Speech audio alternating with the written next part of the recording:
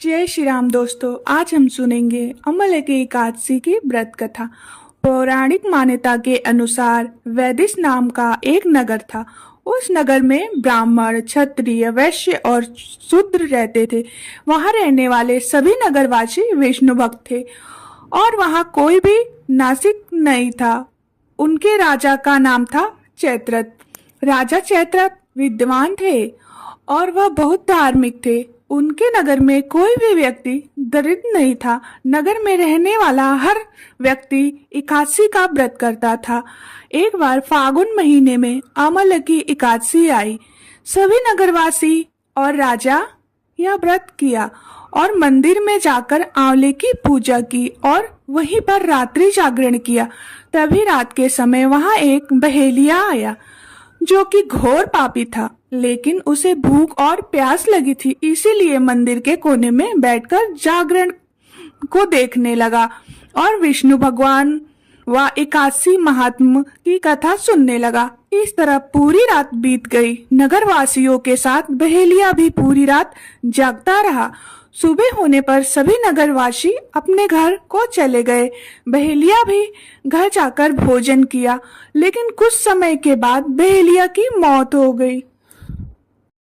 हालांकि उसने अमलिका एकादशी व्रत की कथा सुनी थी और जागरण भी किया था, इसीलिए वह राजा विदुरथ के घर जन्म लिया। राजा ने उसका नाम वसुरथ रखा। बड़ा होकर वह नगर का राजा बना। एक दिन वह शिकार पर निकला, लेकिन बीच में ही मार्ग भूल गया।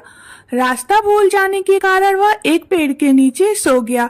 थोड़ी देर बाद वहां डाकू आ गए और राजा को अकेला देखकर उसे मारने की योजना बनाने लगे। उन्होंने कहा कि इस राजा के कारण उन्हें देश से निकाल दिया गया है, इसीलिए हमें इसे मार देना चाहिए। इस बात से अनजान राजा सोता रहा।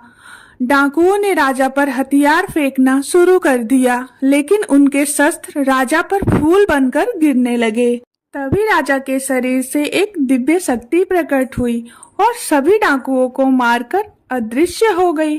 कुछ देर बाद सभी डाकू जमीन पर मृत पड़े थे।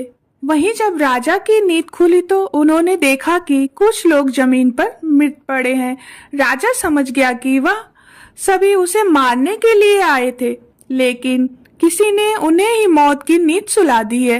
यह देखकर राजा ने कहा कि इस जंगल में ऐसा कौन है जिसने उनकी जान बचाई है।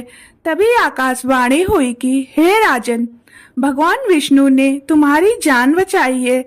तुमने पिछले जन्म में अमल की एकादशी व्रत कथा सुनी और उसी का फल है कि आज तुम शत्रुओं से घिरे होने के बावजूद जीवित हो। राजा अपने नगर को लौट गया और सुखपूर्वक राज करने लगा। अमल की एकादशी या रंग भरी एकादशी पर जरूर सुने यह कथा। मनोकामना पूर्ति की है मान्यता। जय श्री हरि।